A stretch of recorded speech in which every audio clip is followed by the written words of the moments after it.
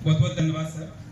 आज पत्रिका ग्रुप के इस अभियान में आने के बाद आपके द्वारा जो यहाँ उपस्थित छात्र छात्राओं को साइबर क्राइम, धार्मिक एवं उनके भविष्य की कार्य योजना को लेकर जिस प्रकार आपने उन्हें कई उदाहरण भी दिए, उन उदाहरणों को अगर यहाँ उपस्थित छात्र छात्राओं ने अपने जीवन में अमल किया तो समय सबसे बड़ा होता है पात्र, क्योंकि आज से पहले पुलिस अधीक्षक भी थे छात्र, क्योंकि एक कार्यशैली होती है।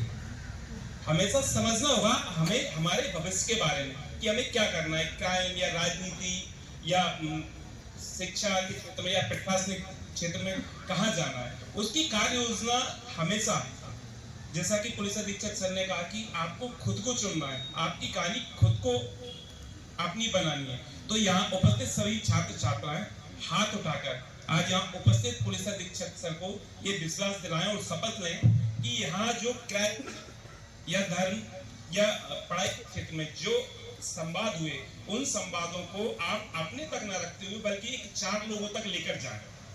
अगर एक छात्र ने या छात्रा किन्हीं 4 लोगों से संवाद किया, अगर आपके उस संदेश को अगर एक ने भी अमल अपनी जीवन में किया तो ये कार्य योजना एक सफल मानी जाएगी। तो ये मैं सभी से अपने अपने हाथ उठाकर यहाँ शपथ लें, सभी छात्र छात्राएं अपने शपथ लें। खड़े हो जाइए, खड़े हो जाओ।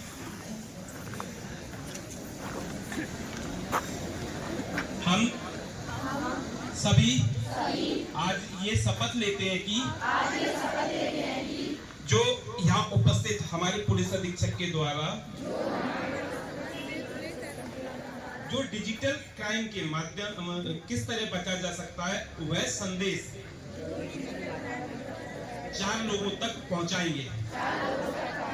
बहुत बहुत धन्यवाद। प्राथमिक सेवा में लक्ष्य कैसे प्राप्त किया, किस तरह तैयारी, और आपको उस समय कैसा लगा, क्या खुशी हुई, इसका सवाल किए। चलो मैं 2-3 उसमें बता देता हूँ। सबसे पहले तो मेरी जो ग्रेजुएशन है, अपन करते हैं ना 12वीं के बाद में ग्रेजुएशन करते हैं, मैं डॉक्टर हूँ, मैंने MBBS कर रखा है। तो MBBS करने के बाद में फिर दिल्ली जाके तैयारी करी थी। मेरी पूरी स्कूलिंग जो है वो हिंदी मीडियम से हुई है, 12वीं कक्षा तक की। UPSC का एग्ज़ाम मैंने इंग्लिश से दिया था। तो जर्नी बड़ी अच्छी रही और मोटिवेटेड मैं बहुत रहता हूँ, बहुत ज़्यादा मोटिवेटेड रहता हूँ। कई बार घर वालों को लगता था अति आत्मविश्वास में है, मैंने कहा नहीं, अति में नहीं हूँ, हो जाएगा सिलेक्शन, आप चिंता मत करिए। तो मोटिवेट खुद को रखना पड़ता है और मेहनत आपको हद से ज़्यादा करनी पड़ेगी, ठीक है। कई बार हम जो कहते हैं ना नसीब, किस्मत, भाग्य, नसीब या भाग्य का जो भूमिका है वो तब है जब आप मेहनत कर रहे हो। कई बार ऐसा दिखता है कि 10 बच्चे अच्छी तैयारी कर रहे थे, उनमें से 8 का चयन हुआ, 2 रह गए, ठीक है। लेकिन कभी आपको ऐसा नहीं मिलेगा कि एक लड़का या लड़की जिसने बिल्कुल तैयारी नहीं की वो अधिकारी बन गया। आप मेरी बात को समझे। जो नसीब भाग्य वो है, वो तब भूमिका अपनी निभाएगा जब आप मेहनत जी तोड़ कर रहे हो।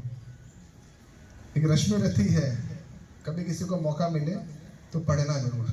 रश्मि रथी श्री रामधारी सिंह दिनकर की लिखी हुई कविता है और बहुत ही अद्भुत है। मतलब कभी मन में आपको निराशा हो तो उसको पढ़िएगा, खासतौर पर जब पांडव वनवास से लौटते हैं तो उसमें एक पैरा आता है कि भाई है कौन विघ्न ऐसा जग में, थोड़ा सा क्लिष्ट है पर आप भाव समझ जाएंगे कि है कौन विघ्न ऐसा जग में, टिक सके वीर नर के मग में, कम ठोक उठेलता है जब नर पर्वत के जाते पाँव कर, और मानव जब जोड़ लगाता है पत्थर पानी बन जाता है। तो भाव आप समझ गए होंगे। तो जब एक रिक्शा वाले का बच्चा बन सकता है तो हम में से तो अधिकांश मुझे लगता है अच्छी स्थिति में है। तो खुद को मोटिवेट रखिए और जी तोड़ मेहनत करिए। इतनी मेहनत करिए कि फिर कहता है ना पत्थर पानी बना दीजिए, पर्वत के पाँव उखड़ जाए, इतनी मेहनत अपने को करनी पड़ेगी। अखबार कितने बच्चे पढ़ते हैं? चलिए ठीक है, अच्छी बात है, बाकी लोग भी पढ़े। डिजिटल अरेस्ट शब्द कितने बच्चों ने सुना है?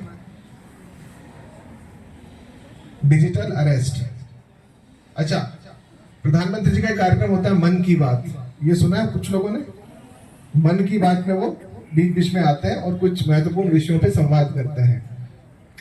तो डिजिटल अरेस्ट नामक अपराध पे माननीय प्रधानमंत्री जी ने भी बताया था माननीय प्रधानमंत्री जी ने बताया, तो निश्चित तौर पे गंभीर समस्या वो हुई होगी साइबर क्राइम की दुनिया में।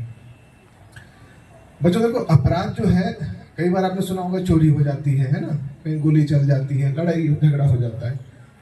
साइबर क्राइम क्यों बढ़ रहा है तेजी से?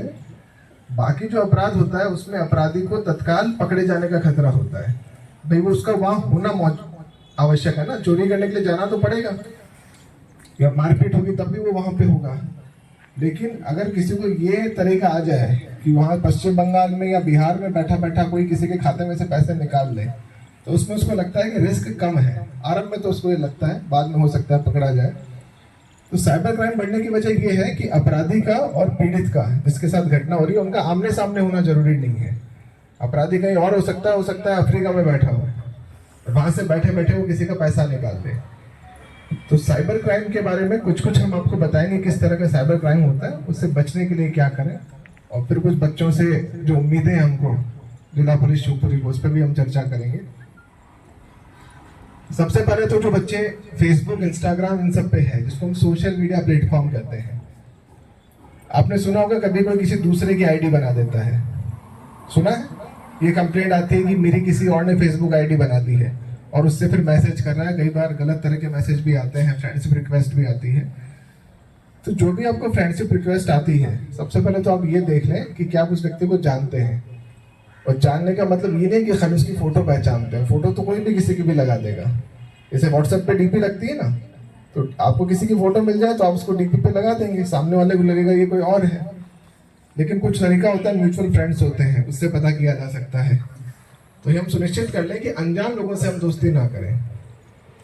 अनजान लोग हैं, खासतौर पे सब टीनेज बच्चों, आप 9वीं से 12वीं क्लास तक के, अनजान लोगों से दोस्ती करते समय बहुत सतर्क रहें। पता नहीं वो किस मंशा से आपसे दोस्ती करना चाह रहा है। देखिए, हम विषय पे बात नहीं करेंगे तो उससे बचना मुश्किल होगा। तो ये सब समस्या अपराध हो रहे हैं, इसलिए हम बता रहे हैं। कई बार अनजान लोग बच्चों से दोस्ती करते हैं, बाद में एक क्राइम होता है, साइबर स्टॉकिंग कहते हैं, या साइबर बुलिंग। इंटरनेट सब चलाते हैं, तो आज जाके भारत सरकार का एक पोर्टल है, साइबर क्राइम पोर्टल। मैं इसलिए बता रहा हूँ कि मैं जो सारी चीजें बता रहा हूँ, आप देखना चाहें तो एक नजर में वहां भी दिखेगी। तो साइबर स्टॉकिंग क्या होती है? कोई व्यक्ति आपको लगातार पीछा कर रहा है आपका। जैसे गली में कई बार पीछा करते हैं, ऐसी शिकायतें आती है कुछ आवारा लोग घूम रहे हैं, तो अगर आपको कोई सोशल मीडिया पे भी लगातार पीछा कर रहा है आपका, तो उसको साइबर स्टॉकिंग कहते हैं। एक साइबर बुलिंग होता है। एक गेम आपने सुना था, ब्लू व्हेल ही था, उसमें टास्क मिलता था, कुछ बच्चों ने कूद भी गए, सुसाइड जैसी घटना भी हुई, आत्महत्या जैसी घटना भी हुई। तो इस तरह के अपरिचित लोग जो आपके संपर्क, और उसमें हम लोग 5,000 का 10,000 का कुछ उसमें रिवॉर्ड भी है, इनाम भी है, यदि कोई ऐसे पीड़ित की मदद करता है। तो कई बार आपने देखा होगा जीवन रक्षा पदक का नाम किसी ने सुना हो। एकदम से घटना होती है, कोई बच्चा डूब रहा है, एकदम से कोई दूसरा व्यक्ति कूद गया, प्राइवेट व्यक्ति है, कोई पुलिस प्रशासन का नहीं है, लेकिन उसने कूद के जान बचा ली उसकी, तो उनको बकायदा पदक तक मिले हैं शासन। और उसमें हम लोग 5,000 का 10,000 का कुछ उसमें रिवॉर्ड भी है, इनाम भी है, यदि कोई ऐसे पीड़ित की मदद करता है। तो कई बार आपने देखा होगा जीवन रक्षा पदक का नाम किसी ने सुना हो। एकदम से घटना होती है, कोई बच्चा डूब रहा है, एकदम से कोई दूसरा व्यक्ति कूद गया, प्राइवेट व्यक्ति है, कोई पुलिस प्रशासन का नहीं है, लेकिन उसने कूद के जान बचा ली उसकी, तो उनको बकायदा पदक तक मिले हैं शासन। बीच बीच में बैंक वाले हमको मैसेज भेजते हैं ना कि हम कभी कोई आपसे ओटीपी नहीं मांगते हैं। बैंक से कोई दिक्कत होगी तो अपने आप बैंक जाके उसको सॉल्व करेंगे। चला के कोई आपको फोन कर रहा है, आपका हितैषी बन रहा है कि आपका खाता ब्लॉक होने वाला है, आपका लोन में डिफॉल्ट हो गया, आपने किस्त जमा नहीं करी है, तो उन सबसे प्लीज बच के रहिए, क्योंकि साइबर क्राइम में बचाव भी उपचार है, हम मान के। लड़कियों को सक्षम करने वाली बात, तो बहुत से लोग गांव में रहते हैं, जैसे किसी लड़की को बाहर पढ़ने के लिए भेज दिया जाता है, तो उस लड़की के साथ कुछ गलत हो जाता है, तो बहुत सी फैमिलियाँ डरती हैं कि अगर हम हमारी लड़की को भेजेंगे तो हमारी लड़की के साथ भी ऐसा हो सकता है। तो सर, उनकी सोच को अपन कैसे बदल सकते हैं जिससे लड़कियाँ आगे बढ़ सकें? बड़ा अच्छा मुश्किल प्रश्न पूछा आपने, थैंक यू। आपने जो विषय पूछा है बहुत प्रासंगिक है बेटा। ये होता है कई बार आरंभ में एक झिझक रहती है, खासतौर पे जो ग्रामीण परिवेश है, कि बच्चों को बाहर भेजेंगे तो उनकी सुरक्षा के विषय है, बहुत सारे विषय है। लेकिन आप देखोगे कि गांव में भी, आप अपनी दादी के समय देखो, तब शिक्षा का स्तर क्या था। फिर आप अपनी माताओं के उसमें देखिए, माताएं, बुआएं या मौसी है, उनमें आपको काफ़ी लोग ऐसे मिलेंगे जिन्होंने 10वीं 12वीं या ग्रेजुएशन तक भी किया होगा। आज के समय में आपको लगभग सारी बच्चियां मिलेंगी जो पढ़ रही है, बहुत कम ऐसा होगा कि जो स्कूल ही नहीं जा रही है। तो जैसे जैसे शिक्षा आई, एक तो मन में जो आप बता रहे हैं शहर भेजने का या दूर भेजने का, हॉस्टल भेजने का, खाली उसमें सुरक्षा का विषय नहीं था, उसमें एक सामाजिक रूढ़िवादिता भी थी कि भाई लड़की को पढ़ा के करना क्या है। मैं बता रहा हूँ, देखिए अपराध होता है, उस पर कार्रवाई भी होती है, कोई ये नहीं बोल सकता कि 100% नियंत्रण हो जाएगा। आप देखो बहुत सारे परिवर्तन आए, पहले कैमरा नहीं होते थे, अब कैमरा लगाए गए हैं। हमारे ही शहर में लगभग 500 कैमरा लगे हैं। पहले थाने में सिर्फ एक गाड़ी होती थी, आजकल एक डायल 100 की गाड़ी अलग से आ गई है 100 नंबर की, ताकि कहीं से कोई शिकायत आए तो तत्काल वहाँ पहुँचा जा सके।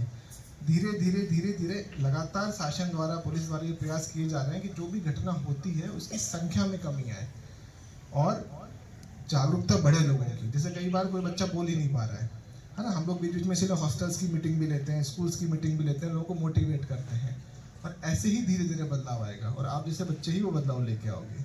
ठीक है।